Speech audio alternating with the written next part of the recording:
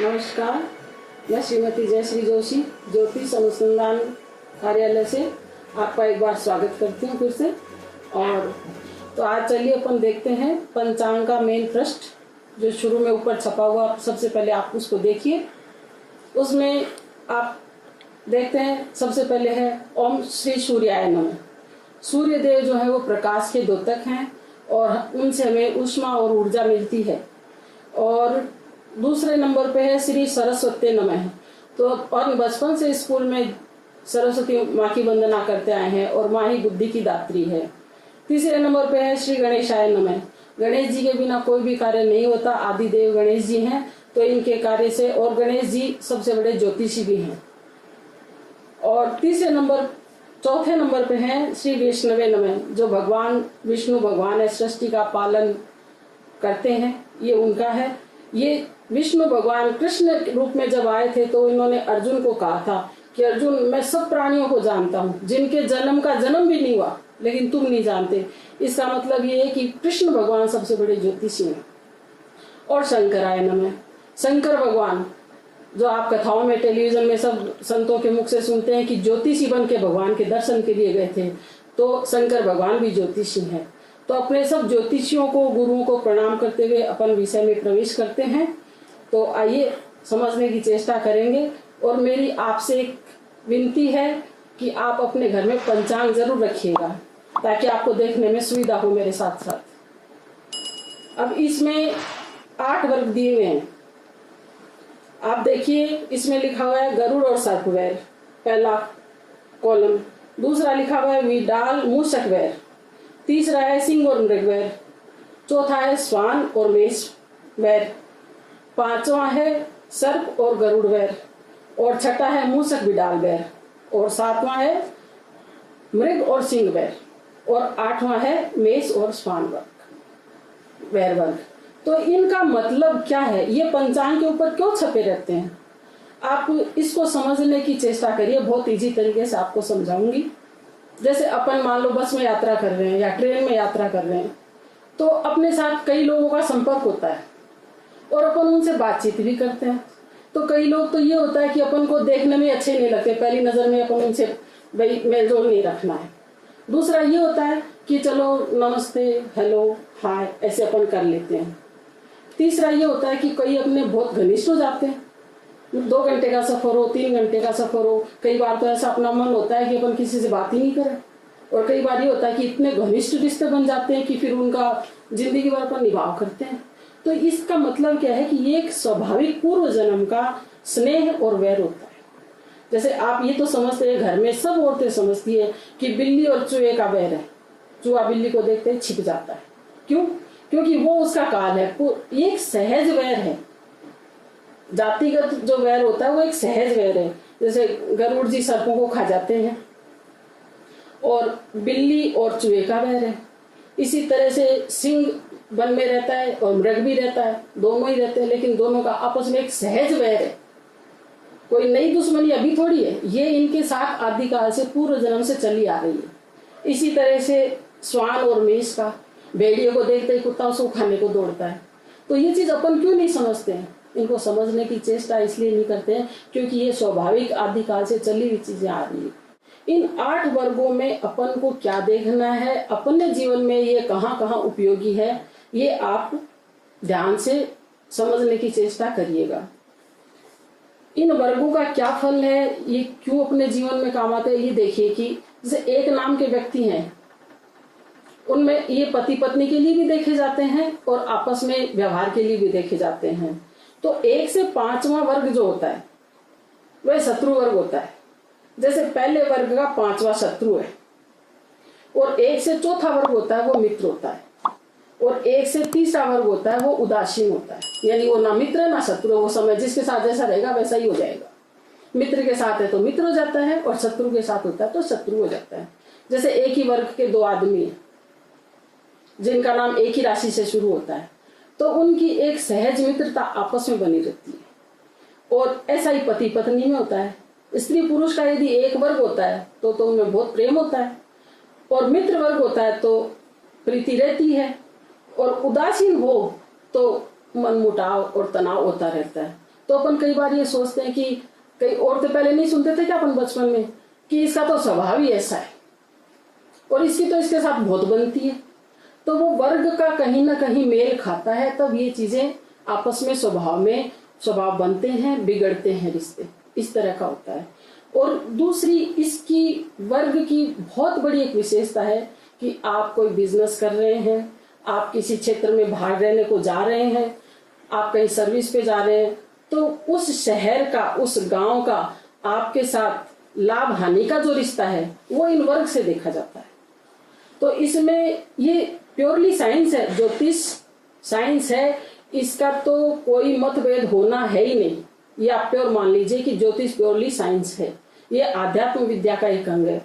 तो इसमें मैं आपको मेथड बताऊंगी कि आप जिस शहर में जा रहे हैं उस शहर से आपको हानि होगी या लाभ होगा, इसका एक सूत्र है। तो इसको ध्यान से आप देखिएगा कि जैसे ये 8 वर्ग हैं, इनमें आपका नाम का जो प्रारंभिक अक्षर है वो कौन से वर्ग में आता है। जैसे मान लीजिए अपन उदाहरण से एक समझाते हैं, जैसे मान लीजिए XYZ कोई भी आप अपना नाम ले लो और उस वर्ग में ढूंढो कि आपका नाम किस वर्ग में आ रहा है। जैसे तैथन है टी से, किसी का नाम है टेकचंद, तो ये वर्ग 5वां वर्ग हो गया, ठीक है। इसका 5वां वर्ग आप ले लीजिए और इसका सूत्र ये है कि जो 5वां वर्ग है उसकी दुगना करें उस संख्या को, तो 5वें वर्ग का हो गया नंबर 5। तय का जो है वो वर्ग है 5 नंबर।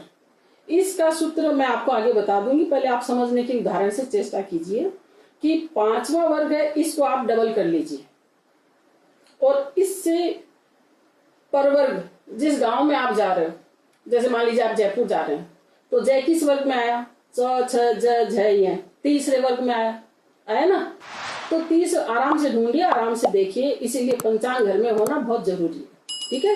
तो फिर तीसरा वर्ग लीजिए, उसकी संख्या को दुगना कर लीजिए, दोनों अंकों की संख्या को जोड़कर ये जो 8 वर्ग हैं इसमें 8 का भाग दीजिए। जो ज्यादा होगा अंक नीचे शेष बचेगा वही कर्जदार होगा। तो जयपुर से आपको फायदा है कि नहीं है, आप कहीं बिजनेस लगा रहे हैं, किस गांव में जा रहे हैं, क्या कर रहे हैं, ये वर्ग का बहुत बड़ा महत्व ज्योतिष में है। ये आपको समझने के लिए, यदि आप नहीं भी समझ पा रहे हैं एक बार में, तो आप दोबारा क्वेश्चन कीजिएगा, मैं आपको दोबारा समझाऊंगी। और बहुत बड़ा जीवन में इनका महत्व है, उसको देख के चलिएगा। तो देखिए, आप अभी जैसे मैंने आपको उदाहरण से समझाया है, ये चीज प्रैक्टिकल है, आप प्रत्यक्ष घर में करिए, देखिए। और इसका जो सूत्र है वो आपको मैं श्लोक में बताती हूँ, जो ज्योतिष में इसका श्लोक है। स्ववर्ग दुगुनी कृत्यम पर वर्गे योजेत अष्टबीजय हरेत भागम यो अधिक से ऋणी भवेत। एक बार फिर से सुन लीजिए। स्ववर्ग दुगुनी कृत्य पर वर्गेण योजयेत अष्टबीजय हरेत भागम यो अधिक सह ऋणी भवेत। यानी जो दोनों का आप प्लस करेंगे, फिर 8 का भाग देंगे और अलग अलग वर्गों का ऐसे देके, और जो ज्यादा अंक आता है लास्ट में वो ऋणी होता है। और इसका 8 का भाग पूरा जाने पर भी शेष 8 ही माना जाएगा। 1 से 8 तक शेष मानते हैं, शून्य का मान भी 8 ही रहेगा। जैसे मान लो पूरा भाग चला जाए और शून्य मिलता है तो भी उसका 8 ही माना जाता है। इसलिए अपना वर्ग ले लीजिए, उसका दुगना कीजिए। जहां जिस शहर में आपको जाना है, जिस व्यक्ति से आपको फायदा है कि नहीं है वो देखने के लिए उस वर्ग को दुगना कीजिए, दोनों संख्याओं को जोड़िए, 8 का भाग दीजिए, अलग अलग दोनों का भाग करिएगा, ताकि जो अधिक होगा वो ही ऋणी होता है। ये इसका सूत्र है और ये पंचांग के मेन जो प्रश्न हैं उसका आपके जीवन में इसका ये उपयोग है। तो देखिए, अभी मैंने आपको वर्गों के बारे में बताया, उनके सहज वैर के बारे में बताया, मित्रता के बारे में बताया। एक बार में आपको नहीं समझ में आए तो हमारे वीडियो कमेंट पे जाके आप हमसे कुछ भी पूछ सकते हैं। दूसरी बात, अपन आगे चलते हैं। ये तो अपना मेन फ्रंट पेज, और अब पीछे वाला अपन पेज पंचांग का लेते हैं, जिसमें 12 राशियां दी हुई है। मेष राशि, इसका स्वामी मंगल, क्षत्रिय, चतुष्पद और लाल रंग है। दूसरा राशि वृष है, इसका स्वामी शुक्र है, वैश्य वर्ण है। और तीसरी राशि मिथुन है, इसका स्वामी बुध है। ये वर्ण, इनके दान, इनके मंत्र, बीज मंत्र और इनसे संबंधित विस्तार से चर्चा अपन आगे करेंगे। अभी फिलहाल राशियों का अपने नाम से, किसी के पास जन्म पत्री होती है तो नाम राशि ज्यादा चलती है, तो जन्म राशि भी ज्यादा देखी जाती है। तो कई लोग कंफ्यूज हो जाते हैं कि ये काम हम कर रहे हैं तो इसमें नाम राशि ले या जन्म राशि ले, और किसी के पास जन्म पत्री होती नहीं है तो वो अपनी नाम राशि से ही देखते हैं। तो इसलिए ये राशियों का परिचय सामान्य मैं आपको बता देती हूँ। पीछे राशियां दी है। चौथी राशि कर्क राशि है, इसका स्वामी चंद्र है, इसका विप्र वर्ण है, ये जलचर राशि है। ये अलग अलग स्वभाव है, डिटेल में अपन आगे चर्चा करते चलेंगे। पांचवी राशि सिंह राशि है, इसका स्वामी सूर्य है और ये चतुष्पाद है। छठी राशि कन्या है, जो एक समुद्र के किनारे शांत नाव में अकेली बैठी है, इसका स्वामी बुध है।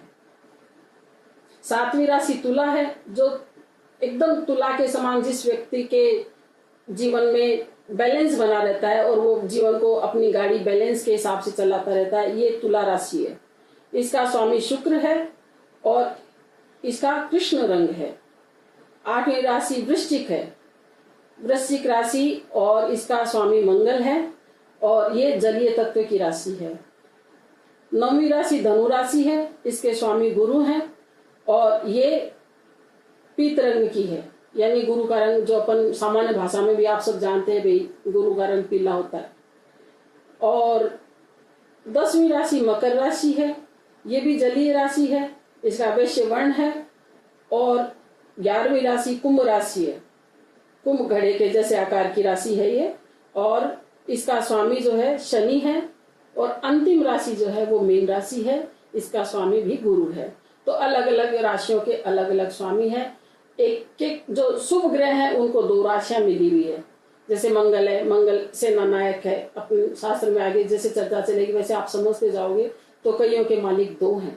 इस तरह से ये राशियां हैं और इन राशियों के अलग अलग नाम पंचांग में अपन जैसे जैसे प्रश्न आगे चलेंगे खोल के मैं आपको बताती रहूंगी, तो आपको अपनी राशि का भी सही ज्ञान हो जाएगा कि कौन सी राशि है, किस नक्षत्र की राशि है और कैसे अपन को इन राशियों से संबंधित पूजन, दान, यज्ञ हवन करने चाहिए। अपने आदिकाल से ही पंचांग में दृश्य गणित जो अपने विद्वानों ने, साधु संतों ने जो बताए हैं, उसका सारा आधार जो दृश्य गणित है। अपना दैनिक जीवन सारा 24 घंटे पंचांग के अनुसार आप माने ना माने चलता है। एक अचेतन मन से अपन पंचांग को फॉलो करते हैं। और पंचांग क्या है और क्या नहीं है ये आप जानते हैं, थोड़ा बहुत तो जानते ही हैं कि 5 अंगों से मिलकर पंचांग बनता है, जिसमें सबसे पहले आता है तिथि, वार, नक्षत्र, योग और करण। 5 चीज से मिलकर पंचांग बनता है। और इनकी तिथि, योग, करण, नक्षत्र, ये सब की चर्चा विस्तार से अपन आगे के टाइम में करते जाएंगे समय समय पे। सबसे पहले सीधा सीधा संबंध है पंचांग क्या है, ये जिज्ञासा भी यदि आपके मन में है तो आप ये देख लो कि सूर्य रोज उगते हैं पूर्वी क्षितिज पर, तो उनका उगने का टाइम अलग अलग स्टेटों में अलग अलग होता है।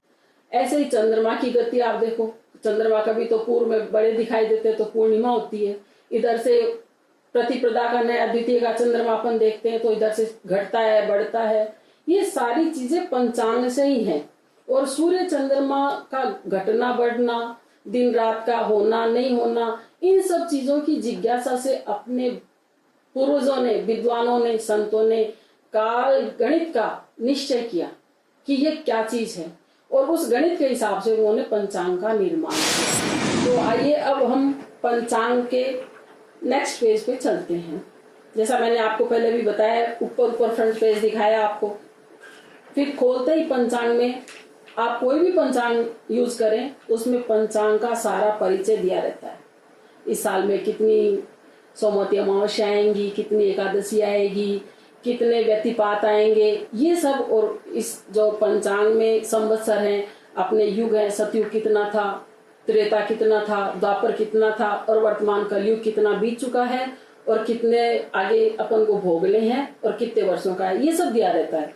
और इसी में जैसे अपने घर में हम अपने सब बच्चों का नाम रखते हैं, वैसे ही ये जो संवत्सर चलते हैं इनका भी सबका नाम है और इनके 60 नाम है और इनकी वापस वापस क्रमशः आवृत्ति होती रहती है। तो वर्तमान में जो 2077 चल रहा है संवत, इसका नाम है प्रमादी। प्रमादी नाम संवत्सर है और यथा नाम तथा गुण इनके होते हैं। 60 संवत्सर हैं, 60 के जो नाम हैं उनके नाम के अनुसार ही उनके गुण होते हैं। इसीलिए अपने भारतीय परंपरा में यथा नाम तथा गुण के लिए बोला गया है। तो बच्चों का नाम भी सोच समझ के ऋषि मुनियों से, विद्वानों से, पंडितों से इसीलिए रखाया जाता था कि यथा नाम तथा गुण।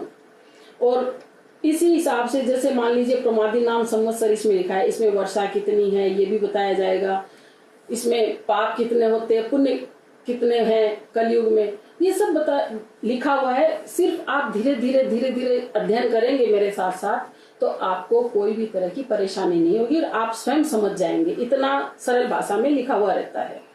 और जैसे नौग्रह हैं, अपन कहते हैं कि भगवान विष्णु, अपने शास्त्रों में भी कल्पना की गई है, देखा तो बड़े भाग्य की बात है किसी ने देखा हो, किसी को साक्षात्कार हुआ हो कि विष्णु भगवान क्षीर सागर में शयन करते हैं।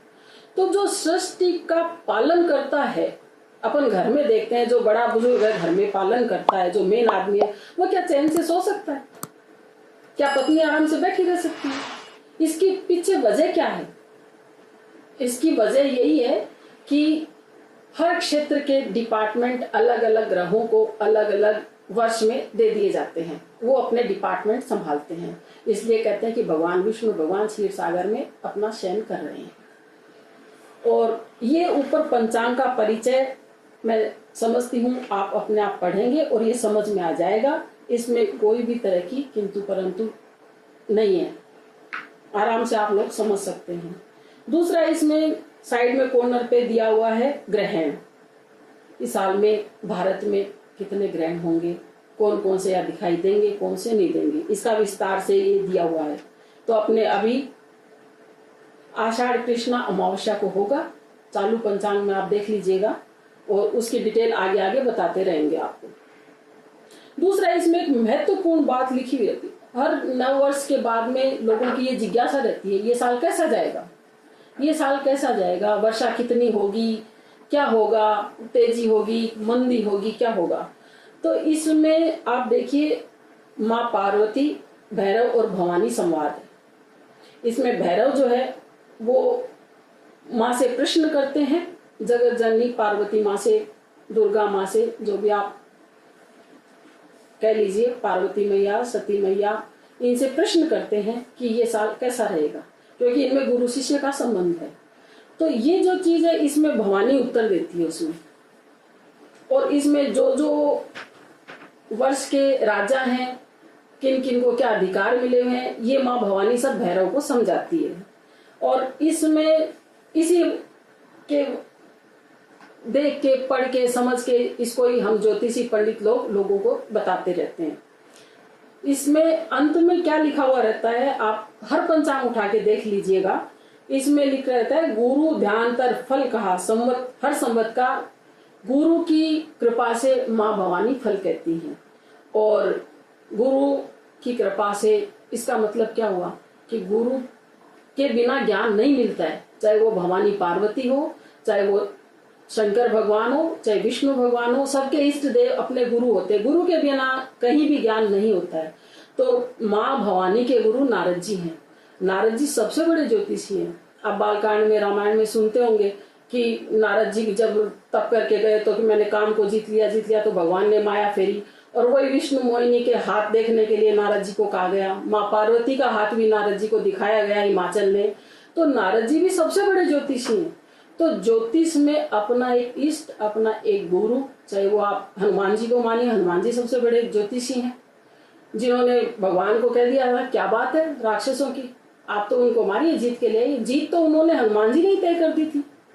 तो ये जो इष्ट देव हैं, अपने इष्ट को पकड़े बिना ज्योतिष शास्त्र जो है वो एक पराविद्या है। तो ये जब ही समझ में आएगी आगे आपके धीरे धीरे, तब आप अपना जो एक गुरु माने। और गुरु किसको बनाना चाहिए, ये बात आज बहुत विस्तार से है, इस मामले में मैं नहीं जाऊंगी। गुरु अपना जो माने तो सबसे बड़ा गुरु गणेश जी है, नारद जी है, हनुमान जी है, इन सबको अपना इष्ट मानिए और आगे ज्योतिष में आप सीखने के लिए तैयार हो जाइए। तीसरी बात, इसके भैरव भवानी जो संवाद, माँ और भैरव का संवाद होता है, इसके पास में ही एक लाभ खर्च कोष्टक लिखा हुआ है। इसमें एक तो लिखा हुआ है अष्टोत्तरी और एक लिखा हुआ है विंशोत्तरी। तो ज्यादातर अपने भारत में विंशोत्तरी दशा ज्यादातर लोग ये यूज करते हैं। तो इसमें आप अपनी राशि से, इसका मेथड दिया हुआ है, आप अपनी राशि से लाभ और खर्च इनका सब देख के, और नीचे सूत्र लिखा हुआ है, बहुत छोटा सा सूत्र है, आप स्वयं कर सकते हैं इसको कि ये वर्ष आपके लिए कैसा रहेगा। तो लोग पूछते हैं ना, पंचांग पेपर में भी आते रहते हैं, राशि फल आते रहते हैं, साल भर का आता रहता है। तो ये आप एक मोटा मोटी अध्ययन है। जन्मपत्री एक अलग चीज है, इसमें लाभ और हानि का कोष्टक दिया हुआ है। इसमें अपनी राशि से जोड़ के जो भी नीचे लिखा हुआ है भाग दीजिए, शेष क्या रहता है उसका रिजल्ट लिखा हुआ है। ये आप स्वयं पढ़ सकते हैं। बहुत छोटी सी चीज है और बहुत काम की और इंटरेस्टिंग है। आप इसको करके देखिएगा, अपने घर में सबके लिए करके देखने लग जाएंगे आप। इसलिए आज आपके लिए प्रश्न पहला जिसमें वर्ग बताया गया, दूसरा पीछे का जिसमें राशियां बताई गई, और तीसरा जो मेन प्रश्न है उसका आपको विवरण सारा सरल से सरल भाषा में मैंने समझाने की चेष्टा की है। जैसा कि आपने अभी समझा, देखा और मैंने आपको बताया पंचांग का परिचय कि अपन आगे चल के विस्तृत चर्चा करेंगे। तो अगले एपिसोड में अपन तिथियों के बारे में विस्तार से चर्चा करेंगे। इसके लिए आप तैयार रहें, इंतजार करें और पंचांग घर में जरूर ले आएं। धन्यवाद।